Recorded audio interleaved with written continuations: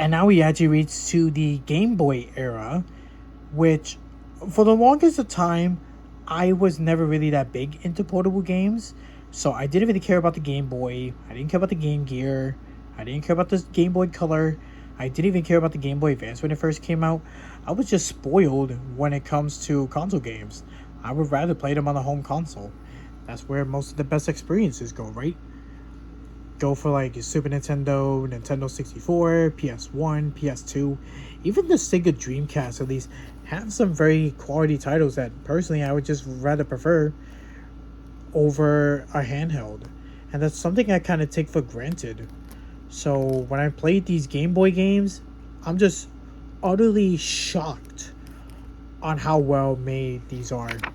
And very simplistic but fun. Oop. Oh my god.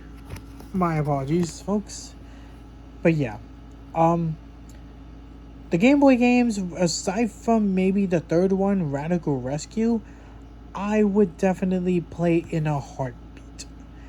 The only reason I would say debatably so, because Radical Rescue is a Metroidvania style game, which I don't really come upon too often, but the ones that I have played, like Super Metroid, Metroid Fusion, Metroid Zero Mission, Yohane Parallels of the Blue, I just never really played many Metroidvania games. And before anyone knows out there, yes, I have Metroid Dread, but I have yet beat that game. Metroid Dread, and I have a complication.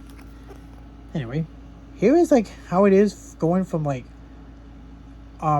early design for Game Boy sprites to their final, well, to their actual appearance in the final product.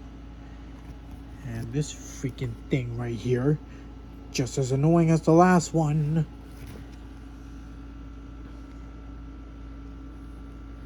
And then of course we have like the designs of the stages. To think that they actually drew these out just honestly amazes me. Especially with stage 3, like being a vehicle, well, not really a vehicle stage that you drive, but something that you're just on top of moving vehicles and it just keeps on moving over and over and over like in an endless loop. So kind of like when you fought Angela in Ratchet and Clank Going Commando, or even the train sequence in Uncharted 2, where you're just something that is moving and it just feels so endless. Only until when you beat the game or beat the section, then it actually does end. I apologize if I am having less to say because, again, I just don't want to sound like a broken record. Also, what I have that I haven't said already.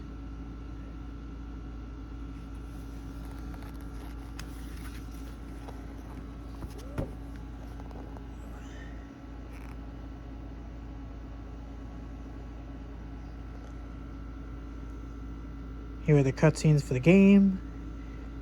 And I like the fact that they even tell you where the bonuses are too. Which, I'll be honest, half of them I actually found by accident.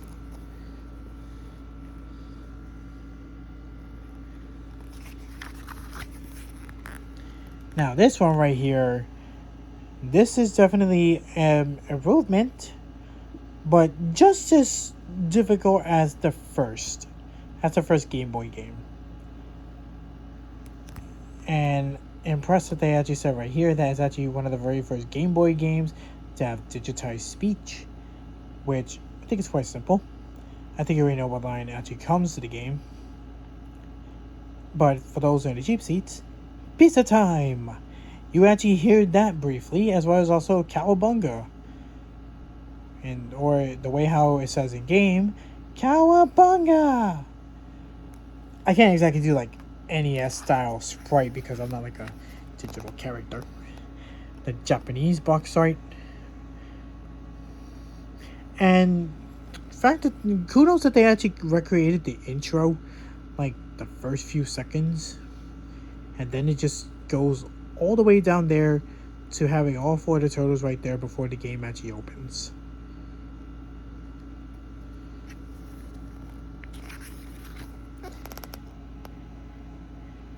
And I'm pretty sure that these are also like based on the openings, like, you know, the title cards before each episode. Except for that final one. 1991. The year I was born.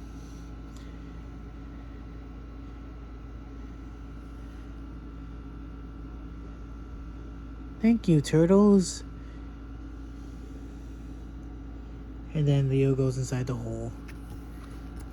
Which also, that's voice 2 in the game.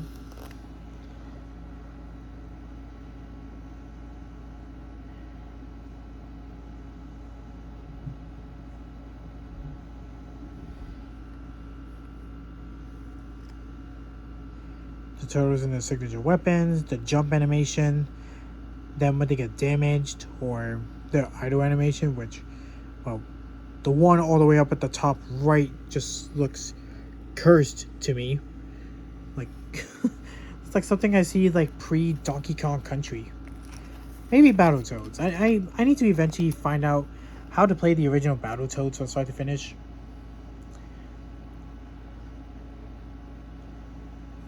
Now I'm gonna show as much as I can for now.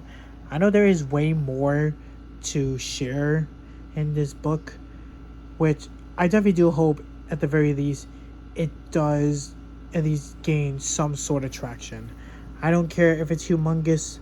I would just even like it to be small to begin with.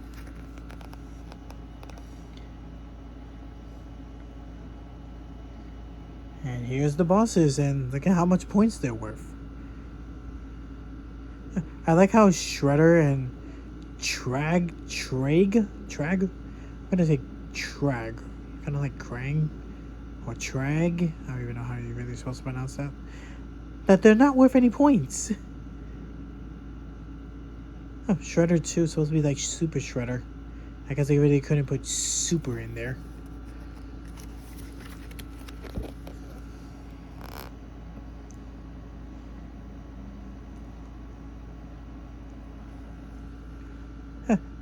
This one kind of looks like the Stone Warrior right here.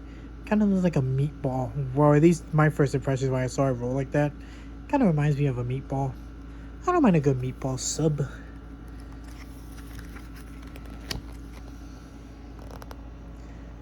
More stages here. Reaching out the Technodrome.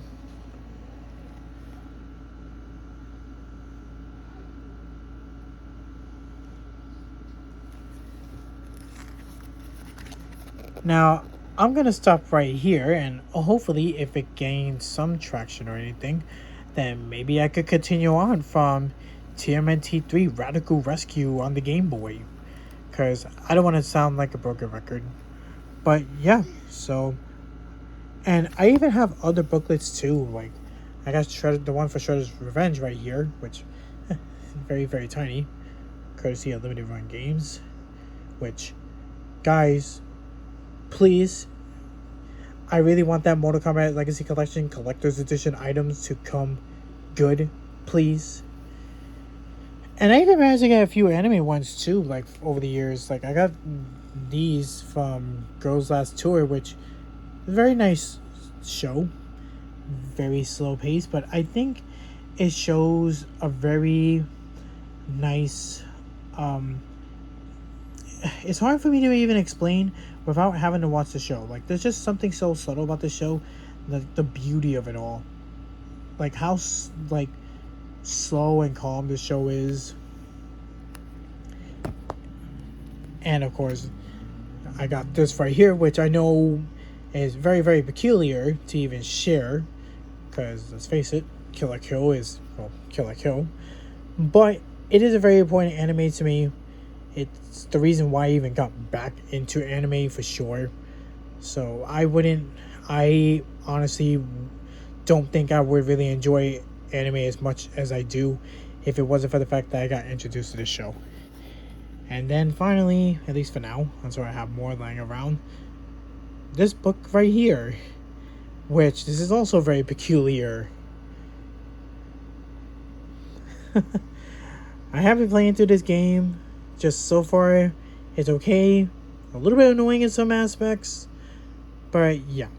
I just want to say for sure, like, if you guys want to see or hopefully at the very least, more from my end of things, or my side of the woods, I would greatly appreciate that. I wouldn't mind sharing more of my favorite things that I've collected and even my more prized possessions. So yeah. So do you guys collect things like this? Do you guys get like the more expensive editions that come with like posters, figures, toys?